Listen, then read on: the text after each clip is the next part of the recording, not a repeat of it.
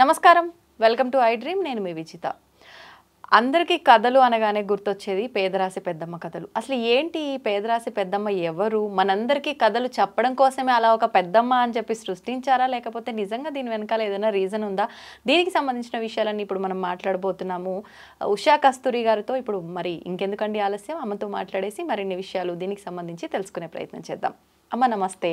నమస్తే అమ్మ చెప్పండి. నాకైతే చాలా ఏమంటారు, ఎగ్జైటింగ్గా ఉంది. ఎప్పుడు వినాలి, ఎప్పుడు తెలుసుకోవాలి, అసలు ఏంటి పేదరాశి పెద్దమ్మ కథలు అనగానే చాలా లిస్టే వచ్చేస్తుంది. మనం యూట్యూబ్లో సెర్చ్ చేసినా ఎక్కడ చేసినా కూడా. అసలు ఎవరు ఈ పేదరాశి పెద్దమ్మ ఎవరు? ఎందుకని పర్టికులర్గా ఈ పేరుతోటే ఈ కథలన్నీ డిజైన్ చేయబడున్నాయి? ఈ కథలు వింటే మనం ఎన్నెన్నో నేర్చుకుంటాము. నీతి దాంట్లో మనం అంటే వెంటనే ఏదైనా జరిగినప్పుడు ఒకదాని నుంచి ఒక సిచ్యువేషన్ ఎలా హ్యాండిల్ చేయొచ్చు, రకరకాలుగా తీసుకోవచ్చు ఈ కథల్లోంచి మనం. ఒక్కసారి వాటి గురించి తెలియజేయండి అమ్మా. అసలు ఈ పేదరాశి పెద్దమ్మ ఎవరు? పేరే లేదు చూడు, అది పేరే కాదు. అవును, పేద రాశి. ఆవిడ చాలా బీదది. ఆవిడ పెద్దమ్మ, అందరికీ పెద్దమ్మే. అలా అన్నమాట. ఓకే. ఎలా అంటే ఆవిడ ఇప్పుడు మనకి బోల్డని హోటల్స్ వచ్చేసాయి. మనం ఒక ఊరి నుంచి ఇంకో ఊరికి వెళ్ళేటప్పుడు స్టే చేయడానికి అవకాశాలు చాలా ఉన్నాయి. అవును. పూర్వకాలంలో ఇవేమీ లేవు కదా. అవును. ఊరు లోపల ఉంటే వాళ్ళ చుట్టాల ఇళ్ళకి ఉండి ఏదో చేసేవాళ్ళు, వాళ్ళ ఇంట్లో ఉండి వాళ్ళ పనులు చూసుకొని వెళ్ళిపోయేవాళ్ళు. కానీ చుట్టాలు లేని ఊరు దాటి వెళ్ళేటప్పుడు చీకటి పడిపోయిందని ఎక్కడైనా ఉండిపోవటం, అలా ఉన్నప్పుడు ఆ ఊరు చివర ఈ పేదరాశి పెద్దమ్మ అని ఒక పెద్ద ఆవిడ పూటకుళ్ళమ్మ అంటారు. పూటకుళ్ళమ్మ అంటే వాళ్ళకి భోజనం పెట్టేది. వాళ్ళు అక్కడ భోజనం చేసి విశ్రాంతి తీసుకొని భోజనం టైం అయితే భోజనం చేసి వెళ్ళిపోయేవాళ్ళు, లేదా రాత్రి అయిపోతే అక్కడ ఉండిపోయేవాళ్ళు. సో తిని ఏదో వాళ్ళకి తోచింది తృణమో పణమో ఇచ్చేవాళ్ళు. ఆవిడ ఇంత డబ్బులు ఇస్తావని ఎప్పుడు అడగలేదు పాపం. కాకపోతే ఉన్నదేదో అందరికీ కడుపు నిండా ఆప్యాయంగా వండి పెట్టేది. సో ఆవిడ పేదరాశి పెద్దమ్మ అన్నమాట. అంటే అదే మన అందరి కడుపు పెద్దమ్మ అయింది ఆవిడ. సో ఇప్పుడు ఈ పేదరాశి పెద్దమ్మ ఏం చేసేదంటే తిండి ఒకటే పెట్టడం కాదు, అయిన తర్వాత రాత్రికి వాళ్ళకి మంచి పలహారాలు, అదేంటి కొంతమందికి తీపి పదార్థాలు తినడం అలవాటు ఉంది కదా, అవన్నీ కనుక్కొని రెగ్యులర్గా వచ్చే బాటసార్లకి మంచిగా మర్యాదలు చేస్తూ తన పిల్లల్లాగా అదే టైంలో పడుకునేటప్పుడు వాళ్ళు ఎలాంటి ప్రెషరు లేకుండా మంచి కథలు చెప్పేదట. ప్రశాంతంగా నిద్రపోవడం. మరి అప్పుడు టీవీలు అవి ఏం లేవు కదా, ఎంటర్టైన్మెంట్ కాలక్షేపం పోయేది. పైగా ఆవిడ ఒప్పుకునేది కాదు, ఊరికే కథ చెప్తుంటే కొట్టాలి. అంటే అంటే ఏంటి చెప్పాలని ఇంట్రెస్ట్ ఉంటుంది కదా. అవును, వాళ్ళు వింటున్నారా లేదని తెలియాలి కదా. ఇప్పుడు కూడా చూడు, మనం ఎవరికైనా ఫోన్ చేసాము, మాట్లాడుతున్నాము, అక్కడ నుంచి అక్కడ ఏంటి సౌండ్ ఏం రెస్పాండ్ రాకపోతే వినిపిస్తుందా, ఉన్నావా లైన్లో అని అడుగుతాం కదా. అవును అవును. అంటే కొట్టడం అన్నది చెప్పు, అవునా ఇలా అయిందా, ఏదో ఒక రెస్పాన్స్ వస్తుంది కదా. అది లేదంటే అవును, అంటే ఎవరికి చెప్తామో అసలు మాట్లాడే వాళ్ళ మీద రెస్పెక్ట్ లేదనా, లేకపోతే ఏదో లేదు చెప్తున్నారని వింటామా. మనం ఫోన్లోనే కాదు, ఇప్పుడు పక్కనున్న వాళ్ళతో ఎవరితోనే మాట్లాడుతున్నాము, వాళ్ళది ఏదో ఒక ఎక్స్ప్రెషన్ ఉండాలి కదా. అయ్యో అలా అయిందా, అదేదో సంబంధం లేకుండా స్పందన లేకుండా వింటుంటే ఇప్పుడు ఈ మెడల్స్కి కుర్చీకి ఆ కెమెరాలకి గోడలకి చెప్పినట్టే. ఎందుకమ్మా ఎక్కడికి, ఇప్పుడు మన ఇద్దరినే తీసుకోండి, మీరు చెప్తున్నారు, నేను వినకుండా నా పార్టీకి నేను దిక్కులు చూస్తే మీకు చెప్పాలనిపిస్తుందా కదా. ఇదే ఉదాహరణ. చాలా మంది ఇలా కూడా ఉన్నారు. ఇప్పుడు ఫోన్లో కూడా మనం మాట్లాడేటప్పుడు రెస్పాండ్ అవ్వరు సరిగ్గా, వింటున్నారంటే వాళ్ళ అవసరం వింటున్నారు. అండ్ సెకండ్ థింగ్, నేను అంటే మనం వర్క్ చేసే ప్లేస్లో కూడా కొంతమంది ఇలాంటి వాళ్ళు కూడా ఉన్నారు. మన పాటికి ఏదో క్వశ్చన్ వేస్తారు, they don't wait for the answer అనమాట. కాబట్టి గమనించి ఈసారి అబ్జర్వ్ చేయి. ప్రశ్న అడుగుతారు ఒకటి క్యూరియస్గా, కానీ సమాధానం వాళ్ళకి అవసరం లేదు. ప్రశ్న అడగటం వరకే వాళ్ళ పని అయిపోయింది అంతే. అంటే ఏదో ఒక ఎక్స్ప్లెనేషన్. సపోజ్ నువ్వు నిన్న ఎందుకు రాలేదు నాకు క్వశ్చన్ అనుకో, ఎందుకు రాలేదని వాళ్ళు వినాలి కదా. అడిగినప్పుడు వినరు, అడగటం వరకు అయిపోయింది. నువ్వు రాలేదు నేను అడిగాను అంతే. ఇలాంటి వాళ్ళు కూడా ఉంటారు. అంటే అప్పుడు సమాధానం చెప్పే వాళ్ళకి ఎక్స్ప్లెయిన్ చేసే వాళ్ళకి ఎంత కోపం వస్తుంది. వినకపోతే ఆవిడకి కొట్టకపోతే ఆవిడ కోపం వచ్చేది. కొడతారా మరి, వింటారా, అది అయిన తర్వాత క్వశ్చన్స్ కూడా అడిగేది. ఇది కూడా టాస్క్. అంటే ఏంటి, ఎంత శ్రద్ధగా విన్నారు, ఆ కథలోని పాత్రలు సన్నివేశాల గురించి ఏం ఆలోచిస్తున్నారు. అంటే ఏంటి, ఆవిడ ఎదుటి మనిషి తెలివితేటలకి ఐక్యూకి టెస్ట్ పెట్టేది కదా. చూసావా, సింపుల్ గా దాని వల్ల వాళ్ళకి మేలే జరుగుతుంది కదా. ఎలాంటి సిచ్యువేషన్ అయినా దేనైనా ఫేస్ చేయగలిగినంత ధైర్యం వస్తుంది కదా. అవును. సో అది పేదరాశి పెద్దమ్మ పాత్ర యొక్క ఘనత. అంతేకాకుండా రాజ్యంలోని విషయాలు కూడా ఆవిడకి తెలిసేవి. ఎక్కడ ఏం జరుగుతోంది, రాజ్యం గురించి ప్రజలు ఏమనుకుంటున్నారు, ఆ రాజ్యంలో పరిపాలన గురించి ప్రజలు ఏమనుకుంటున్నారు అనేది కూడా ఆవిడకి తెలిసేది. అంటే రకరకాల, ఇప్పుడు ఇంకొక పొరుగు రాజ్యం నుంచి ఇక్కడికి వచ్చేవాళ్ళు ఉంటారు, ఇక్కడ వాళ్ళు పొరుగు రాజ్యానికి వెళ్ళే వాళ్ళు ఉంటారు.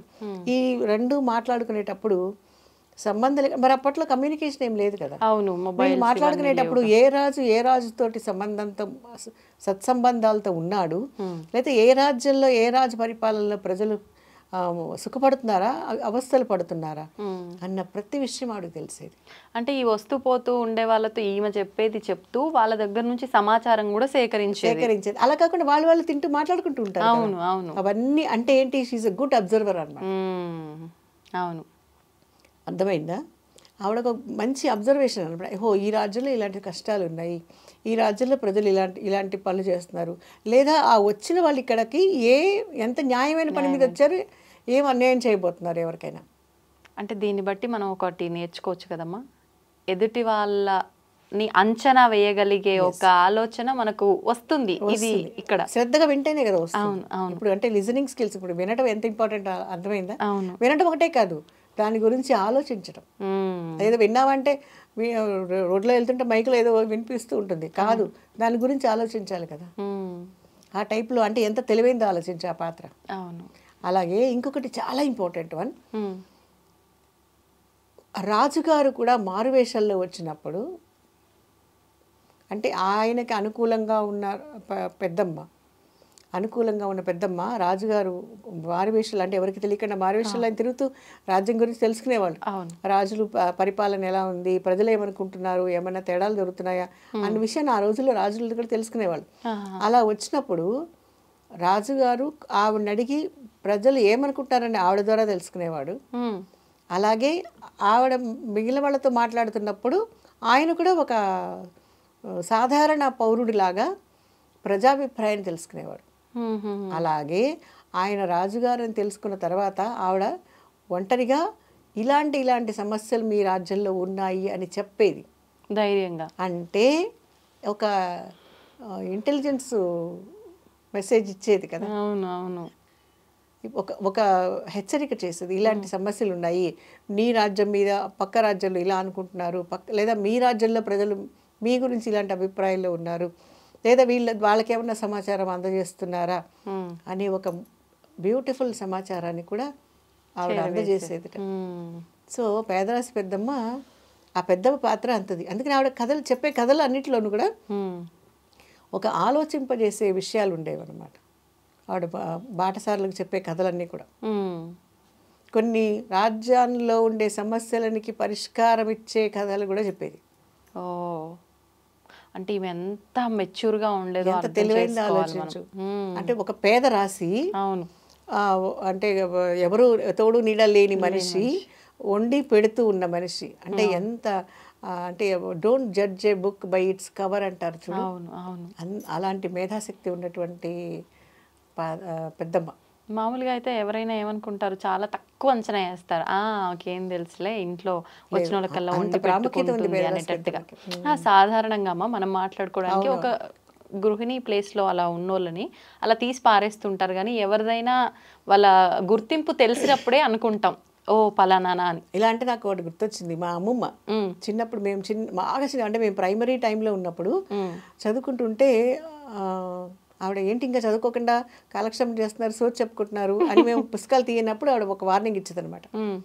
వెంటనే పుస్తకాలు తీసేవాళ్ళం. ఆవిడ చదవమంది కదా, గబగబా ఏదో గట్టిగా చదివేస్తే షీ విల్ బి సాటిస్ఫైడ్, తినేసి పడుకోవచ్చు కదా, తర్వాత కథలు చెప్పుకుంటూ మాకు మంచి కథలు చెప్పేది, పురాణాలు అన్ని కథలన్నీ చెప్పుకుంటూ ఆవిడ.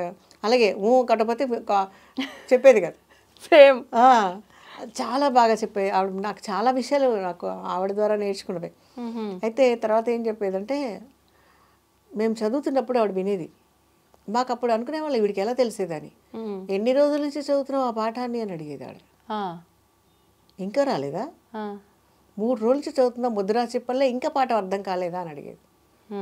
మేమేమనుకునేవాళ్ళం, ఈవిడికి ఎలా అర్థమైంది అనుకునేవాళ్ళం. అదే కదా. కానీ తర్వాత నేను టీచర్ అయ్యాక తెలిసింది, ఒక పాఠాన్ని విన్నప్పుడు ఎంత త్వరగా ఆకలింపు చేసుకోవాలన్న విషయం నాకు ఆవిడ ఎప్పుడు ఒక లెసన్.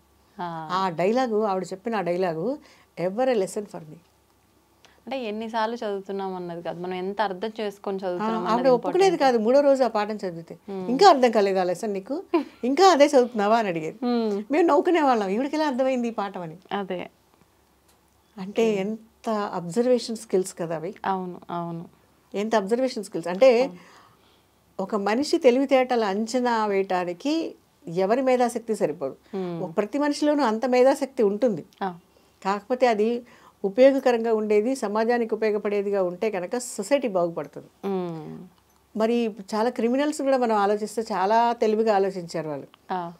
వాళ్ళు క్రైమ్ చేయడానికి కూడా చాలా కష్టపడి ఆలోచించాలి. కానీ అదే ఒక మంచి ఆలోచిస్తే ఎంత బాగుంటుందో, సమాజం బాగుపడుతుంది కదా. అవును, ఆ మంచి ఆలోచించాలనే ఆలోచన వాళ్ళకి రాదు. అదే వాళ్ళు పెరిగిన వాతావరణం, వాళ్ళ పరిస్థితులు, వాళ్ళని ప్రోత్సహించిన స్నేహితులు, ఇవన్నీ కూడా కారణమే వాళ్ళకి. Okay okay, Santhoshamma. మొత్తానికి పేదరాశి పెద్దమ్మ ఎవరు అనే ఆ చిన్న దాన్ని బయటికి తీసుకొచ్చారు. మొత్తానికి హ్యాపీ. మనం ఆ కథల గురించి కూడా మాట్లాడుకుంటూ ఎక్స్ప్లెయిన్ చేస్తే ఇంకా బాగుంటుందేమో. మరొక ఎపిసోడ్లో మనం ఆ ప్రయత్నం చేద్దామమ్మా. థ్యాంక్ యూ అమ్మా, థ్యాంక్ యూ వెరీ మచ్. తవ్వుతూనే శివలింగం సరే దాన్ని అట్లా కప్పేసేయండి, చూపించదండి. కృష్ణ ఇస్ దేర్, మూర్తి పూజ కాదు, సాక్షాత్ బ్రజేంద్ర నందన భగవాన్ ఉన్నారు మూర్తిలో. ఏమీ ఆశించకుండా ఆరాధించే వాళ్ళు కూడా ఉన్నారా ప్రభుజీ? నిజమైన భక్తి అంటే మనకు తెలియదు కాబట్టి